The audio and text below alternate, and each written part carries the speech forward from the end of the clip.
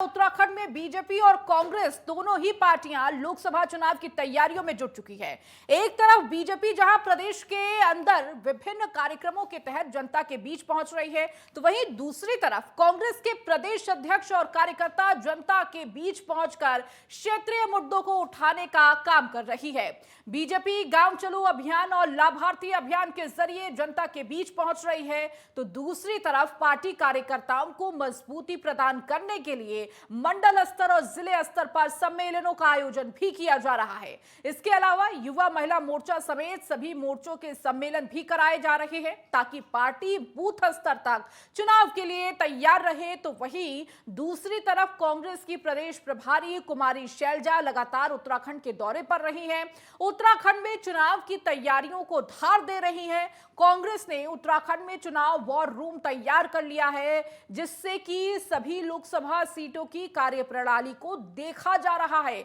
तो पार्टी के प्रदेश अध्यक्ष समेत प्रदेश के सभी कार्यकर्ता और पदाधिकारी इन दिनों अपने क्षेत्र में जनता के बीच में नजर आ रहे हैं और सरकार की नाकामियों को जनता के बीच लेकर आ रहे हैं। खास बात यह है कि कांग्रेस अंकित भंडारी पेपर लीक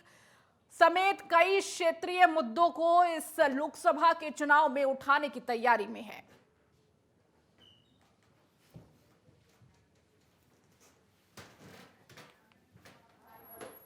और अधिक जानकारी के साथ हमारे संवाददाता ज्ञानेंद्र तिवारी हमारे साथ जुड़ चुके हैं। ज्ञानेंद्र, देखिए लोकसभा चुनाव का बिगुल बज चुका है। तमाम पार्टियां अपनी अपनी तैयारियों में जुट गई हैं और खासकर बीजेपी और कांग्रेस अपनी अपनी तैयारियों का खाका तैयार करके चुनावी मोड में आ चुकी है।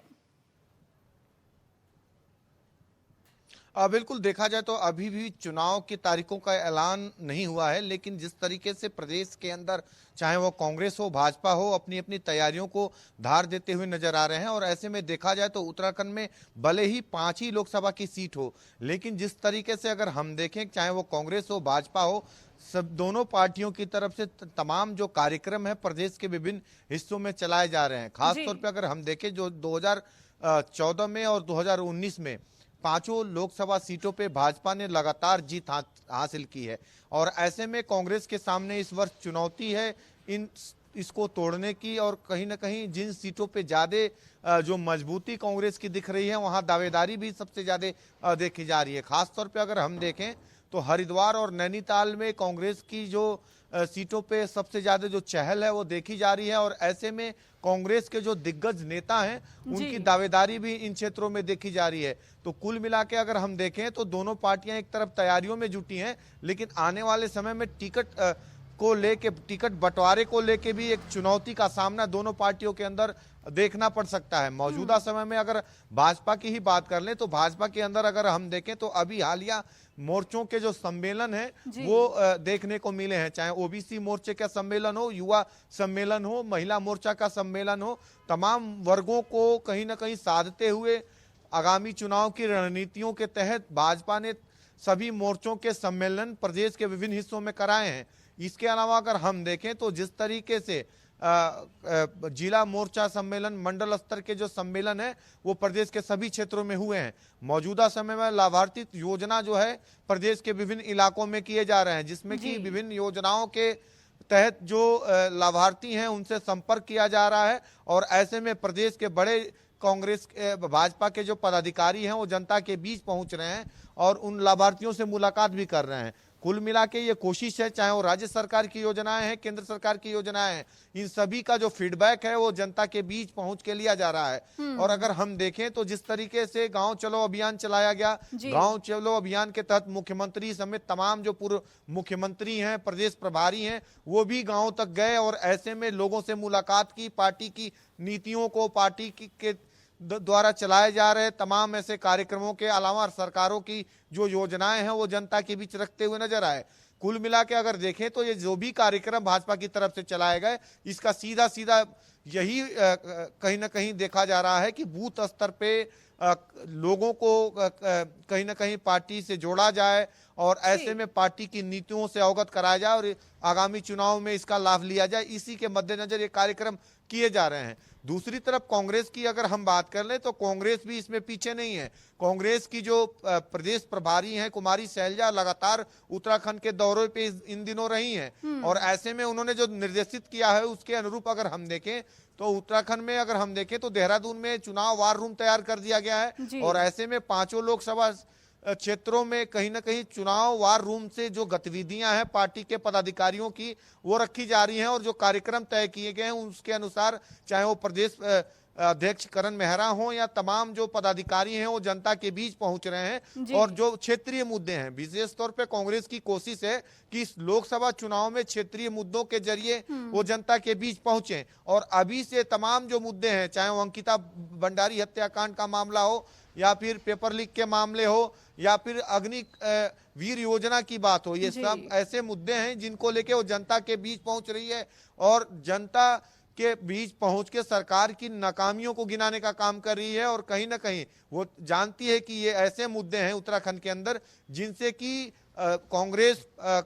आगामी चुनाव में अपनी नैया पार करा सकती है। तो कुल मिला के अगर हम देखें तो ये ऐसे मुद्दे हैं जिनके तहत कांग्रेस अपनी पार्टी को एक बार फिर उत्तराखंड के अंदर मजबूत करने की कोशिश कर रही है और दोनों पार्टियां तमाम रणनीतियों के तहत चुनाव तैयारियों में जुटी है। लेकिन देखने वाली बात यह होगी कि 5 लोकसभा सीटों में किन सीटों पे भाजपा के प्रत्याशियों को जीत मिलती है और किन सीटों पे कांग्रेस की। उसके पहले अगर हम देखें तो प्रदेश के अंदर अब के लिए थोड़ा मुश्किल जरूर रहने वाला है क्योंकि 5 की 5 लोकसभा सीटें अभी बीजेपी के कब्जे में है और इनमें से एक पर भी जीत हासिल करना एक बहुत बड़ी संजीवनी की तरह होगा कांग्रेस के लिए उत्तराखंड में। कहीं ना कहीं उसके लिए काठ तैयार करना बहुत महत्वपूर्ण हो जाता है। तमाम मुद्दे तो कांग्रेस उठा रही है लेकिन जनता तक वो शायद सीधा संवाद उनसे नहीं हो पा रहा है, इसीलिए जनता भी सीधे तौर पर कांग्रेस को नहीं चुन पा रही है। उसके लिए कांग्रेस की क्या अपनी अलग से तैयारी की जा रही है?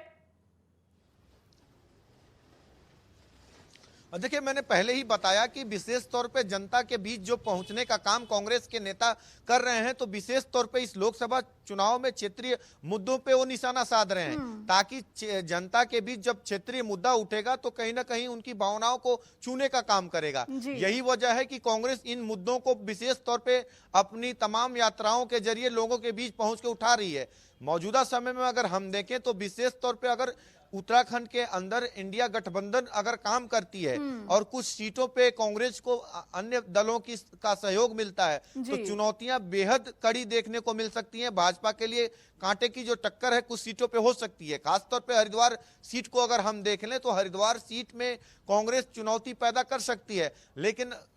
ये निर्भर करता है कैंडिडेट पे। अगर कांग्रेस मजबूत कैंडिडेट हरिद्वार में उतारती है तो कहीं ना कहीं वहां से एक मजबूत टक्कर देखने को मिल सकती है। दूसरी तरफ नैनीताल का जो सीट है, नैनीताल की सीट पे भी कांग्रेस भाजपा को मजबूती से टक्कर देती हुई नजर आएगी और ऐसे में अल्मोड़ा भी ऐसा एक सीट है जहां कांग्रेस मजबूती से अपना टक्कर देते हुए नजर आएगी। बहरहाल अगर हम देखें तो 5 लोकसभा सीटों पे मजबूती को लेके कांग्रेस काम कर रही है, लेकिन आने वाले समय में सबसे बड़ी चुनौती दोनों पार्टियों के अंदर दावेदारी को लेके होगी। हालांकि जो केंद्रीय नेतृत्व इस पे फैसला करता है, लेकिन अक्सर देखा जाता है कि टिकट बंटवारे के समय कहीं ना कहीं मनमुटाव आमतौर पे दोनों पार्टियों के नेताओं के बीच देखी जाती है। अगर हम इस वक्त की बात कर लें, पड़ता है। बहुत शुक्रिया ज्ञानेंद्र इन तमाम जानकारियों को देने के लिए। तो तमाम पार्टियां इस वक्त उत्तराखंड में लोकसभा चुनाव की तैयारी कर रही है, अपनी अपनी रणनीति बना रही है कि किस तरह से विपक्ष को किस तरह से दांव पेच के साथ हराया जाए और जो सीटें हैं लोकसभा की